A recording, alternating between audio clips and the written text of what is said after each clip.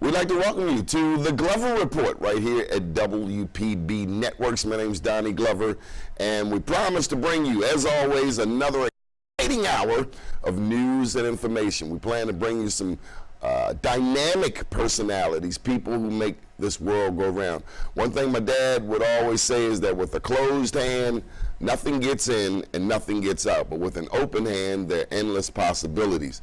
So in 20 years of journalism, I've had an opportunity to meet a lot of people. And what really touches my heart are those people who give back, who haven't forgotten from whence they've come, and who even go back to those same communities and give back. When you look at the city of Baltimore, we've had a lot of athletes, even at my high school, alma mater, Dunbar. A lot of athletes come through Baltimore, go on to national and international platforms, but I'm particularly mindful of those who come back to the community and who give back. And a man who clearly fits this description is the one and only Choo Smith. How are you, sir? What's up, Donnie? How you like the intro? Outstanding. Okay. Okay. I mean, phenomenal. 20 years, right? Yeah, 20 years of journalist. Greatness. Yeah. Now, Harlem Globetrotter. How does that feel? Wow. How many years was that? 90 years they've been in. No, you as a Globetrotter. 3 as a player and 3 as an ambassador. 6 years now. 6 years playing. How does it feel? Feels good. Feels outstanding. You know, being able to be a young inner city kid from Baltimore, Sandtown, our roots, being able to see what we've been able to come through and be able to travel the world. What do you mean? What do you mean? I mean, we've been through a lot, man. A lot of people are not here right now, Donnie. Mm-hmm. Why? The environment, drugs, crime, education system. It's a lot of challenges our young people face with. At the anniversary the other day, impresario, when you saw the lieutenant governor come through, right, he talked about heroin. Were you shocked to hear that? No, I wasn't. I mean, he's from D.C. He lives in Columbia, so he knows the area. I'm sure he's seen The Wire and he's seen the stats. Right. But of all of the things, we're talking about Lieutenant Governor, the new Lieutenant Governor, Boyd Rutherford, to hear him say heroin, first thing out his mouth, because around the corner from me is a dope line. Yes, sir. Every day. It's serious, man. But I'm not surprised. I mean, he's seen a lot in his day. That's why he's trying to make an impact for our community. And we have to embrace it. I mean, when was the last time you heard an elected official talk about dope? It's been some years. Some people say that Baltimore is the heroin capital of the world. Now, I know it comes out of Afghanistan, also comes out of South America, but when it comes to disseminating on the streets, Baltimore has a national reputation. Dope, boogie, blues out. Ray Rice, they got, if you name a name, Bin Laden, they had a dope named Bin Laden. Ray Rice, he got his own dope out. I mean, the craziest of things, but I'm getting to the marketing aspect. It takes a heck of a mind to say, that's what we're gonna name it. Imagine putting that talent and expertise into building television empires like WPB. But that's why we're here. Yeah. Because you and I understand the big picture. What's the big picture? We have to love on each other, man. I mean, the biggest thing is being transparent, understanding that there's a lot of people in this world that have fought for us to be here today, to own our own companies, to make some transitional change. And we gotta step up. Okay. And we gotta be able to understand that how do we make each other better? Not being, Go ahead. Go ahead, I mean, I know. Not being. No, we just have to make sure we make each other better and not being selfish. Selfish, great word. So who would you pay homage to? I was thinking about this, preparing for this show, the many people whose shoulders you and I stand on. Who comes to your mind? Gotta mention your dad. Yeah, my dad first, because he raised me and got me to be aware of these things, to pay homage to the forefathers and the four sisters that laid the foundation for us. But it's so many leaders, you know, from Medgar Evers to Martin Luther King to Marcus Garvey, the Thurgood Marshall. We can go on and on. Those people had to make major sacrifices to be able to be in a position. They had to have courage, because we're out here working and we're out here dealing, but we can get up and we can move. Back then they had to watch their movements. We only aware now because of all these tragedies that's occurring with the Ferguson, with Brother Gardner, you know, all those people passing away. But we have to grab our communities again. We have to reestablish and understand that when you make it, first thing I'm supposed to do is go back to where I came from. That has to be a training. That's a developed skill that we have to, young people have to see us represent that. And if they see us represent that, they'll say, okay, I'll do how you do, instead of making this a dictatorship. And I think that that's what you represent when you've been on the radio for all these years and you've been doing what you've been doing for 20 years. You're creating a platform to open all our eyes up to the reality of what we're faced with. We gotta stop beefing, stop fighting one another, and understand I'm only as good as the person next to you. You know, how do we elevate you? We got a friend that's getting ready to come on the show now that's great in the mortgage industry, that he's gonna talk about reverse mortgages. And he's gonna talk about the thing to empower people. We gotta give back. Okay, come on, brother, come here and educate, because we don't know. Standing on the corner telling stories, that don't get it. Because all we doing is infesting each generation with the same stories. We gotta come back and create new stories, and we gotta be able to give back in a way that we're being about it and not talking about it. And for me, I'm just, every day I look in the mirror and say, I gotta be better. If I look like yesterday, I'm in trouble. You know, if you look like yesterday, you're only as good as the day God give you. Well, we're talking with Choo Smith, Harlem Globetrotter, 3 years a player, 3 years an ambassador. He's returned to his hometown, Baltimore. He's traveled all the way around the world. I've been halfway around. Choo's been all the way around the world. And before I go on, tell me about meeting the Prime Minister of Israel. Wow, it was amazing. A Jewish group called APEC and the NBA took some ambassadors that love God, to come over there to help with a lot of the peace talks with all the war stuff. And they brought me there to do some basketball clinics, do some Globetrotter tricks, and speak love into the existence of all the stuff that's been going on. So myself, Dwight Howard Sr., Allen Houston, Dwight Howard, and many other NBA players and former NBA players went over there and just had an amazing experience. See where Jesus walked, see the Great Wall, just everything in Israel. Did you feel at home?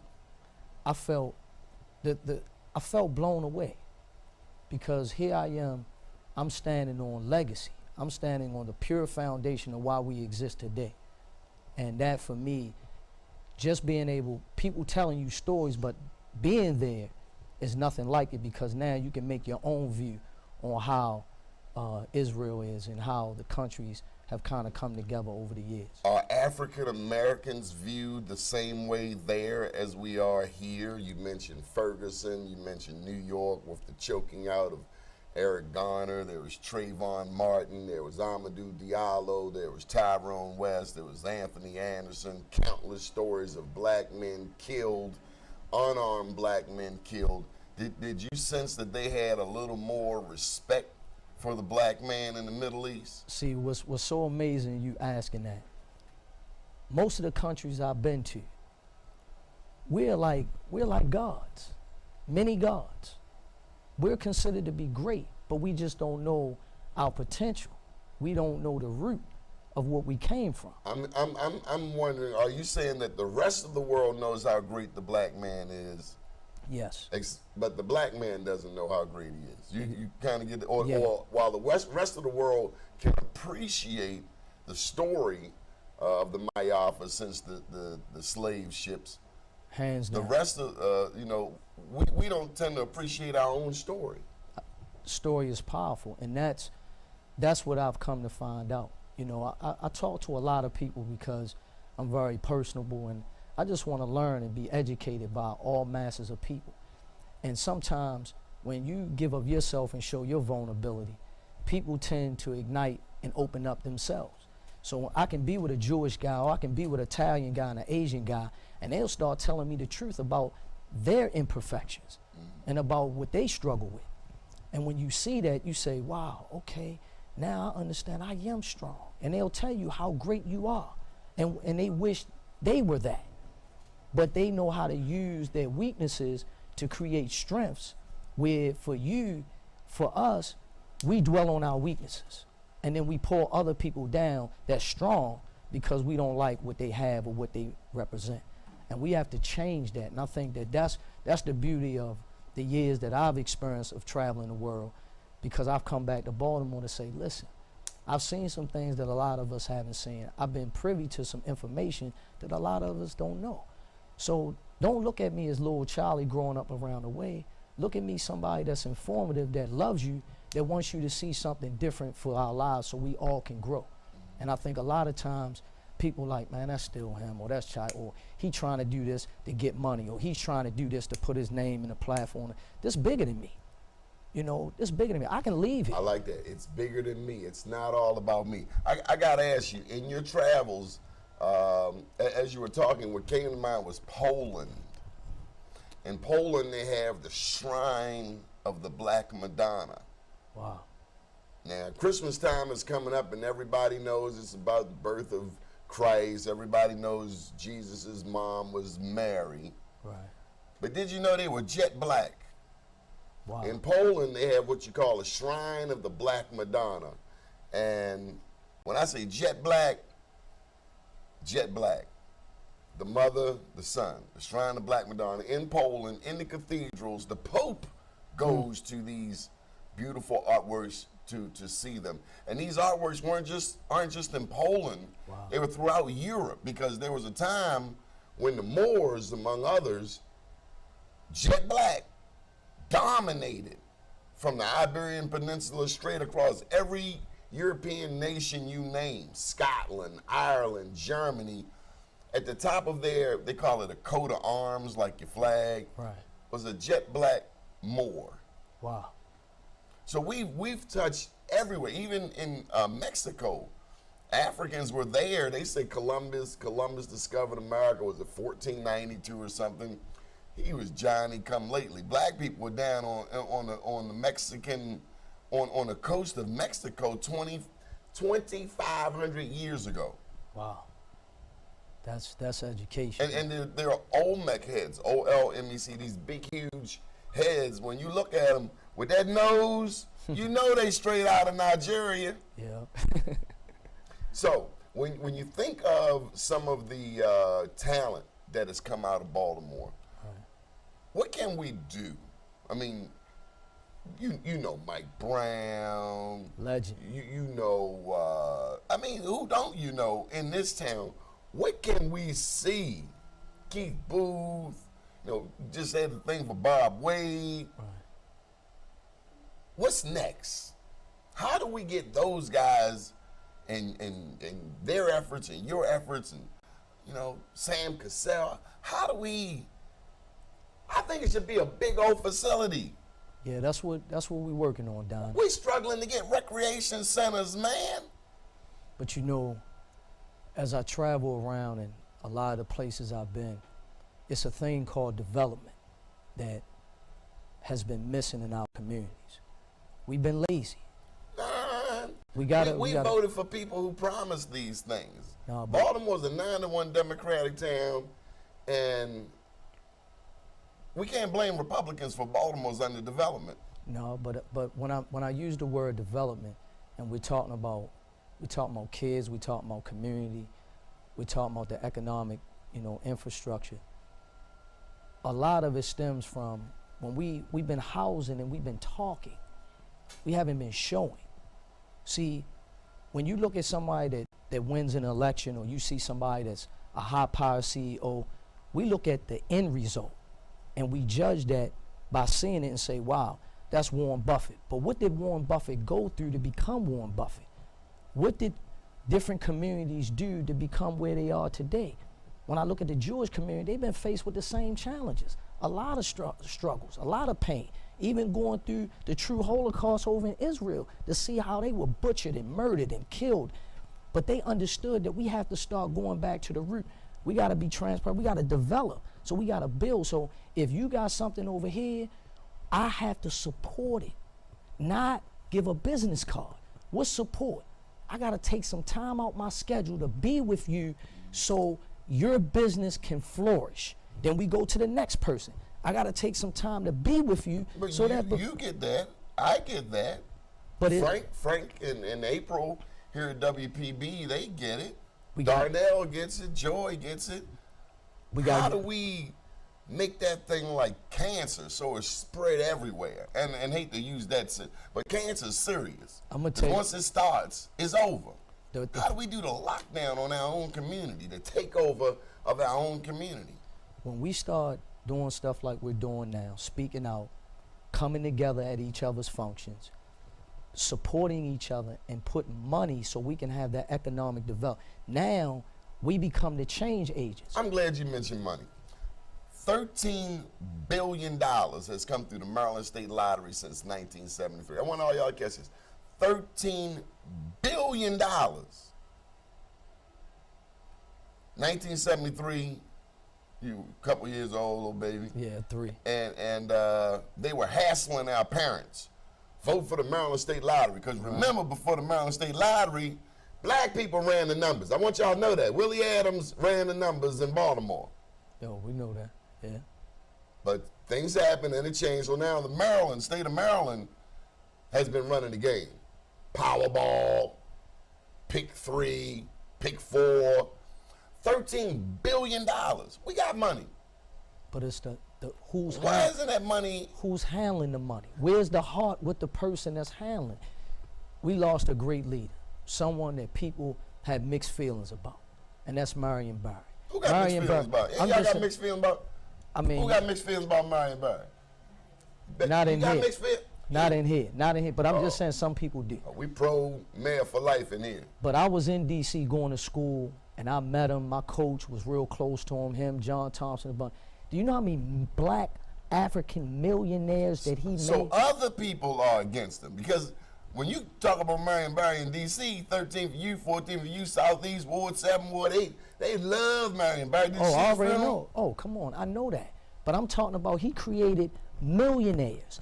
And one of the things that he mandated was make sure you take care of the next group of people that come up under. That was mandated because succession plan. Because exactly. So if I give you this money or I set you up, this is the only stipulation. You don't get cute. Is that like forget. Bob Johnson, BET?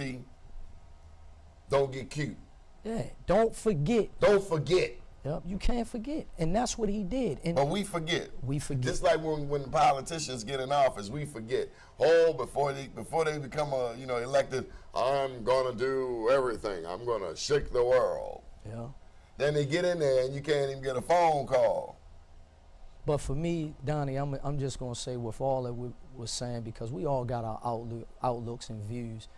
For me, it's simple. My dad always said, you can complain, you can point the finger, and you can have a blame game, but are you gonna be a solution solver? And see, for me, I don't have time to knock anybody or put anybody down. What I need to do is go out here and work, and what I need to do is keep fighting and keep struggling. And I know God will open up that door where we'll have the platform where we can be stewards, and then we can pull people in and start building that Black Wall Street like in Tulsa you always talk about. Great segue. I wanted to ask you before we wind down. I guess we got a few minutes left. 5. You got to talk about those hundreds of young people out at Newtown High School this past summer, and how many summers now? 10. It's going on 10. 10 years of summer camps. Mostly black kids, but you bring all. Don't turn it. And they're not just from Baltimore. Yeah. Some as far away as D.C. D.C., Virginia, and a guy, somebody flew in from Atlanta to come in to be a part. Folks, you gotta see it. You gotta get your young, or just go out there, man, and you gotta get a picture, man. You ever got a picture with 400 young kids doing the right thing? Yeah, it's good, man. And we even go and we bust the kids from the inner city to come up, and a lot of the kids from the inner city come up.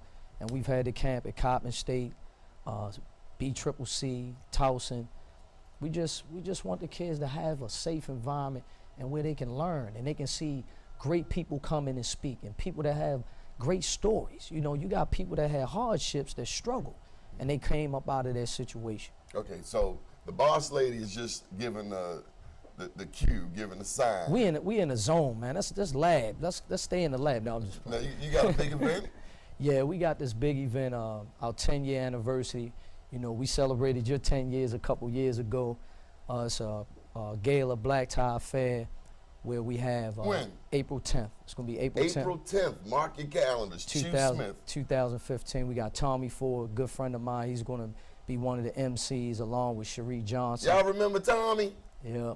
You got a chance to interview him, which was great. Down to earth. What I loved about his family showed up. And the last thing I came to yours, not only did Tommy come, he brought his wife, brought his son. Was it more? 2 sons, yeah. 2 sons.